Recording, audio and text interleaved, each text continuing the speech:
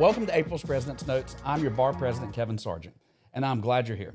April is National Fair Housing Month and is observed every April to commemorate the landmark fair housing legislation of 1968, an act that prohibits discrimination in housing. Before we get to our interview, we have a bit of fair housing news to share. Have you heard of Fairhaven 2.0? It's NAR's latest interactive fair housing simulator that provides realistic scenarios and helpful takeaways that you can apply to your business. Completing it won't earn you CE credit, but it does fulfill NAR's mandated fair housing training requirement for this cycle.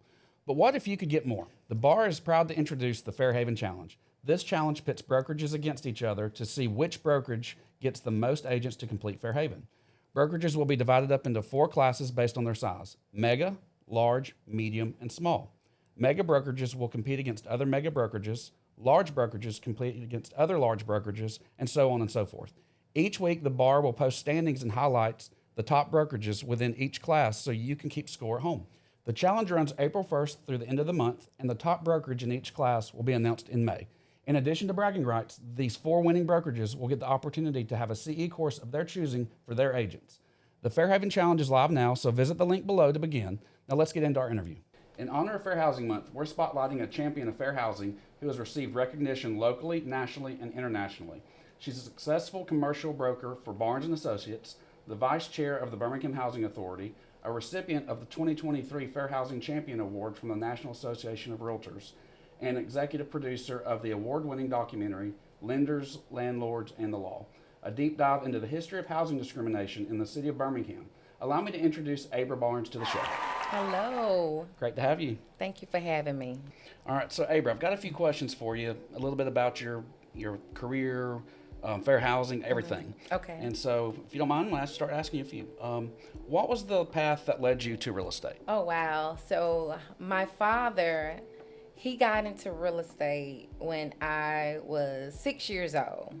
And he started his firm in 1989. I joined my father in 2000, right after college. So my father was the person that even guided me into real estate and had me even think about it. My mindset was nowhere close to real estate. Yeah. I was always into fashion. I used to be an assistant buyer at Neiman Marcus and a stylist. Wow. So I never thought about real estate, but it was my father. Okay. Yes. Great influence. So why are you so passionate about fair housing? Coming from humble beginnings, I grew up in Kingston. A lot of people don't know where Kingston is, but it's right on the edge of Woodlawn.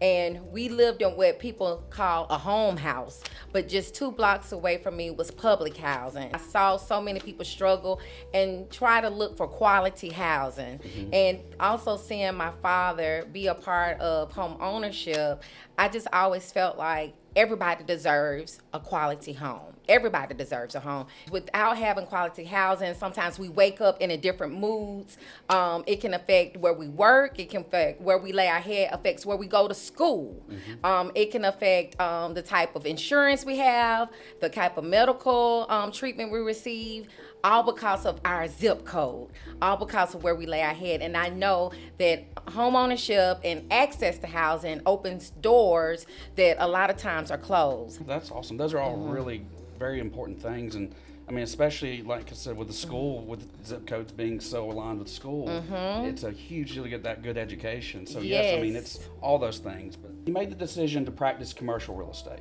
Can you talk about your experience working with underserved communities on the commercial side of things? Yes, it happened because neighborhoods were shifting, and a lot of my commercial colleagues, some neighborhoods might not have been as profitable or might not be a neighborhood some might feel comfortable to go to. And that's how I got into commercial real estate.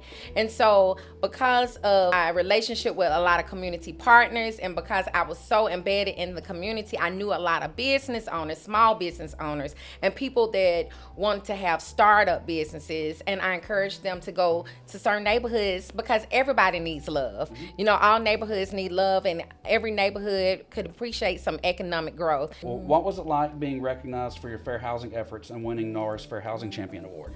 I really enjoyed my time in DC to get to meet politicians, people that are advocating for us, on a national level. I got an opportunity to meet people that are advocating for us on a local and a statewide level, to meet other fair housing champions and to see what they were doing in their communities. That was awesome. I made a lot of great connections. Even still today, a lot of us still communicate. So I'm grateful to the National Association of Realtors for that opportunity. That video itself too got shown around the world. And so I never thought that my story, little old Abra story, would be able to be seen around the world. Well, that's awesome. Well, really appreciate having you. You've given us tons of great information. You got a really incredible resume, and Thank you. I'm grateful to know you and appreciate you coming on. Thank you so much. Thank you. Yes. Thank you for watching this month's President's Notes. Be sure to sign up for the Pickleball Tournament that is happening tomorrow, April 2nd at Pickle and Pour from 1 to 4 p.m. Bar is also hosting the annual bowling tournament on April 16th at Bolero from 2 to 4 p.m. We hope to see you at both events.